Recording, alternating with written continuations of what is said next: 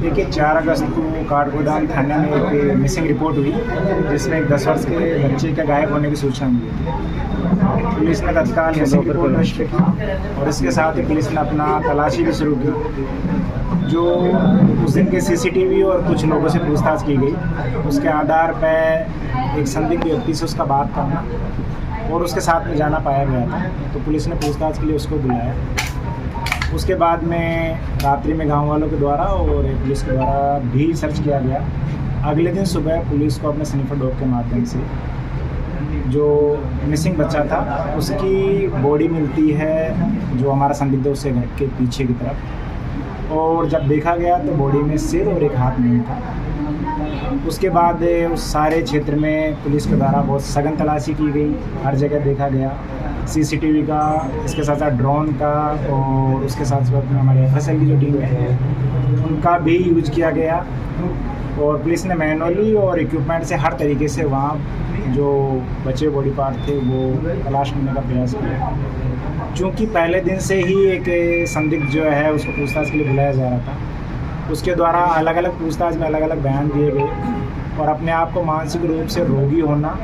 और अपनी मानसिक अवस्था ठीक नहीं होने का पुलिस को गुमराह करने का प्रयास किया। इस चीज़ की सत्यता के लिए हमने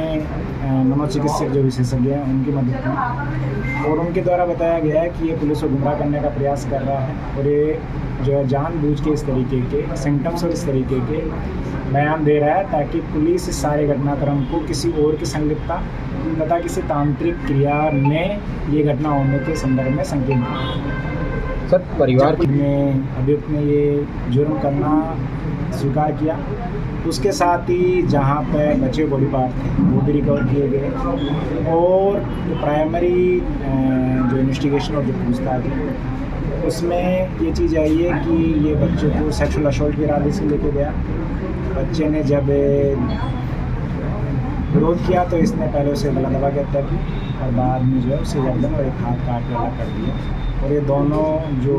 बॉडी के पार्ट थे उनको अलग अलग जगह इसने बनाया। इसका इरादा बाद में छोटे छोटे टुकड़े करके और जो मृतक का शरीर था उसको दफनाने का था,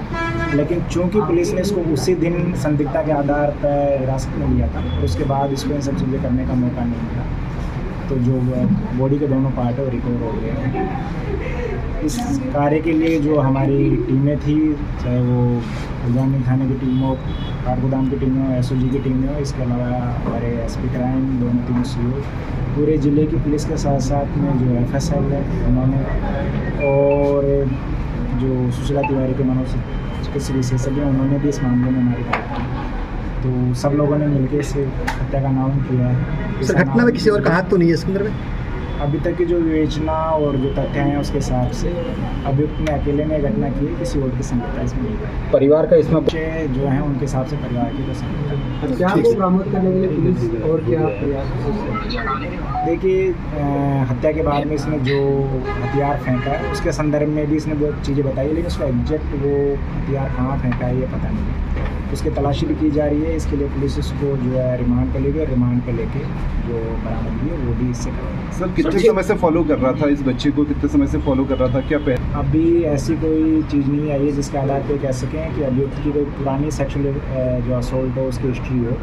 या पहले इसने किसी को टारगेट किया। हालांकि जो कुछ पूछताछ है उसमें ये चीज़ आई है कि अड़ोसी पड़ोसी जो हैं उनके बच्चों के बारे में ये उनसे पूछताछ करता रहता था, लेकिन कभी इसको पब्लिक ने या किसी अड़ोसी पड़ोसी ने